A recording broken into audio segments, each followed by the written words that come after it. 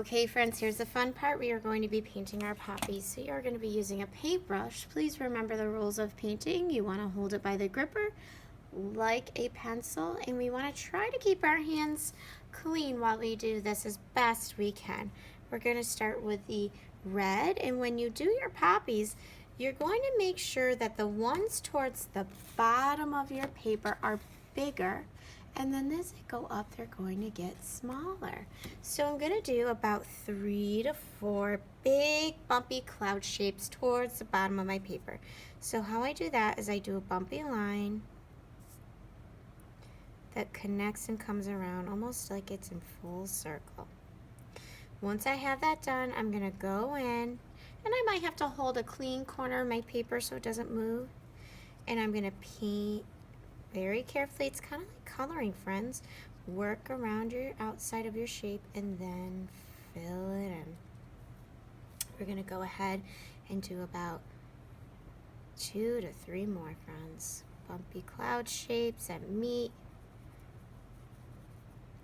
Fill it in.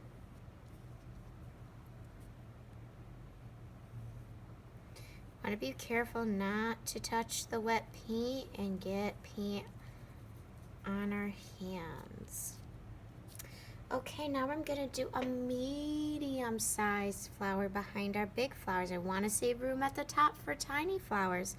So these ones I'm going to make sure I push lighter on my paintbrush. And by pushing lighter and doing less bumps, I'm able to get some smaller cloud shapes. So these you might be able to fit more across your paper, but these are going to go behind the big ones we just did. And this is creating perspective. As things go in the distance, they appear smaller. Go ahead and fill them in once you've gotten the outlines. All right, friends, those look great. I have those in now. I'm going to go in and do just the tiny ones in the back. They can even come a little bit above your horizon line. They're just going to be, I'm going to take my brush and kind of just move it in a sloppy, tiny little circle.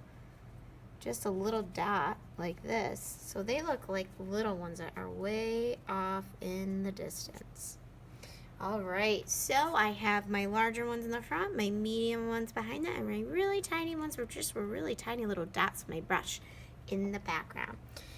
Now that I have that done, I can go in and I can get a little bit of yellow paint. And what I'm going to do before this red paint dries, I can go in and add a little yellow in spots where I want to just brighten that red up a little bit. So I'm going to go in anywhere that I want. I don't need to paint the whole flower. I'm just going to add a little bit of yellow where I think that maybe I could use a little bit of brightening. When the two colors come together, they mix. Does anybody notice maybe some colors they might be making with this when they mix a little yellow in it? Great, you're going to be making some orange in a few spots. So I still want to keep these flowers red. I don't want to overmix them. I'm just experimenting a little bit with that yellow. I'm going to let those dry, and then next time we will do the stems and the centers of our poppies.